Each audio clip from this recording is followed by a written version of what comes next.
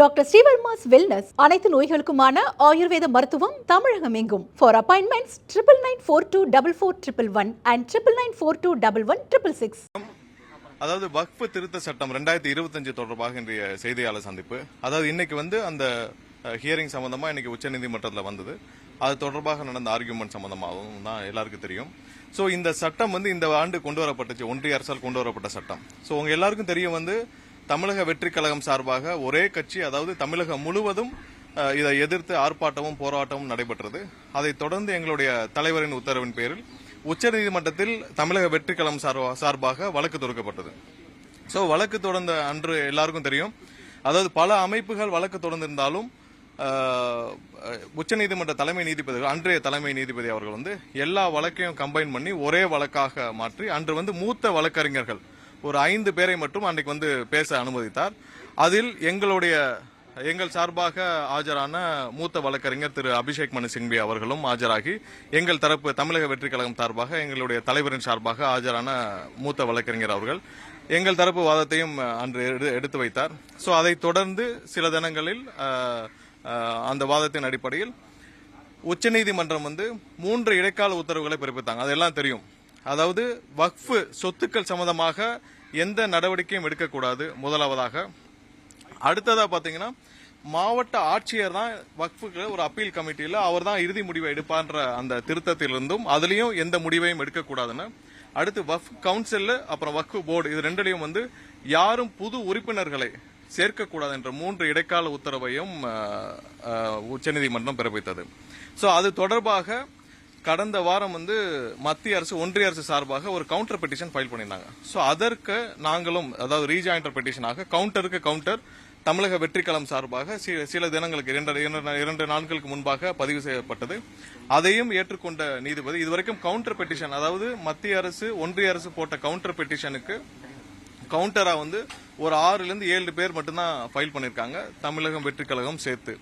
So இன்னைக்கு அது தொடர்பான ஹியரிங் வந்தது. சோ அதுல விசாரிச்ச உச்சநீதிமன்றம் இன்னைக்கு புதிதாக பொறுப்பேற்ற நீதிபதி அவர்கள் விசாரித்து விட்டு இந்த உத்தரவுகள், இடைக்கால உத்தரவுகள் தொடரும். அதாவது 3 உத்தரவுகள் எதுனா, வக்ஃப் சொத்துக்கள் சம்பந்தமாக எந்த நடவடிக்கையும் எடுக்கக்கூடாது, மாவட்ட ஆட்சியர் அதுவரை எந்த உத்தரவையும் பிறப்பிக்கக்கூடாது, வக்ஃப் சொத்துக்களில் எந்த மாற்றங்களும் நிகழக்கூடாது. அடுத்ததாக புதிதாக எந்த உறுப்பினர்களும் சேர்க்கக்கூடாது, வக்ஃப் கவுன்சிலையும் வக்ஃப் போர்டுலையும் எந்த உறுப்பினர்களும் சேர்க்கக்கூடாது என்ற உத்தரவை தொடரும் என்று சொல்லிவிட்டு, இது தொடர்பாக, அதாவது மெயின் பெட்டிஷன் தொடர்பான ஆர்கியூமெண்ட் 20ஆம் தேதிக்கு போஸ்ட்போன் பண்ணியிருக்கிறார். சோ இதுதான் இப்போ இதுவரைக்கும் இந்த வழக்கு சம்பந்தப்பட்ட அப்டேட். சோ இதுல ஒரு விஷயம் நாங்கள் குறிப்பிடப்பட வேண்டிய விஷயம் என்னன்னா, மிகவும் வருத்தத்தக்க விஷயம். என நேற்று எங்களுடைய தலைவர் அறிக்கையிலும் அதை குறிப்பிட்டிருந்தார்.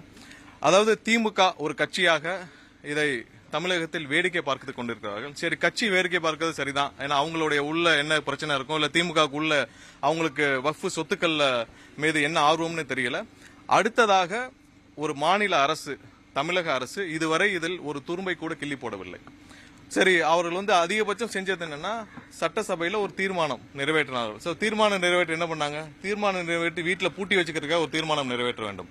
ஒரு தீர்மானம் ஒரு மாநில அரசு நிறைவேற்றும் பொழுது அந்த தீர்மானத்தை வைத்து அடுத்த கட்டமா என்ன பண்ணணும், ஒன்னு பார்லிமெண்ட்டுக்கு அனுப்பணும், இல்லன்னா இது சம்பந்தமாக வழக்கு இருக்கும்போது அந்த வழக்கில் கொண்டு போய் இந்த தீர்மானத்தை கொண்டு போய் சேர்க்க வேண்டும். தமிழக முதல்வர் அவர்கள், ஸ்டாலின் அவர்கள் தலைமையிலான அரசு இதுவரை இந்த வழக்கில் ஒரு துரும்பை கூட கிள்ளி போடவில்லை என்பதுதான் ஒரு வருத்தத்தக்க செய்தி. இதே போலதான் எல்லா விஷயத்திலும், அதாவது தமிழகத்திற்கு இவர்கள் செய்த துரோகத்தின் பட்டியலில் இந்த வக்ஃப் சம்பந்தப்பட்ட விஷயமும் இடம்பெறும் என்பதுதான் எங்களுடைய குற்றச்சாட்டு. எல்லா விஷயத்திலும் இதே மாதிரிதான். காவேரி விஷயத்திலையும் கிட்டத்தட்ட 1970களில் விவசாயிகள் தாக்கல் செய்த வழக்கை நீங்க திரும்ப பெறுங்கன்னு சொல்லிட்டு அன்றைய முதல்வராக திரு கருணாநிதி அவர்கள் அதை திரும்ப பெற வச்சுட்டு தமிழக அரசு சார்பாக, அன்றைய தமிழக அரசு சார்பாக எந்த வழக்கையும் பதிவு செய்யவில்லை. அதே போலதான் இன்னைக்கும் எந்த வழக்கையும் பதிவு செய்யாமல் வேடிக்கை பார்த்து கொண்டிருக்கிறது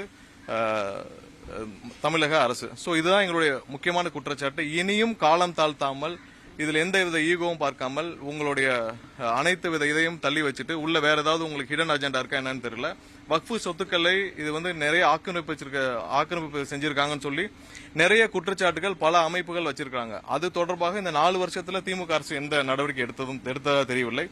வக்ஃப் சொத்துக்களை யார் யார் ஆக்கிரமிப்பு வச்சிருக்காங்கன்றதையும் இவர்கள் இதுவரைக்கும் மக்களுக்கும் இல்ல வக்ஃப் போர்டும் தெளிவுபடுத்தவில்லை தமிழகத்தில்.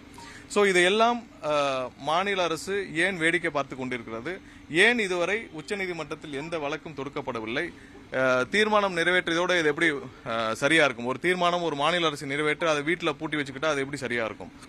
ஸோ இதெல்லாம் எங்களுடைய குற்றச்சாட்டாக நேற்று எங்களுடைய தலைவரின் அறிக்கையில் இருந்தது.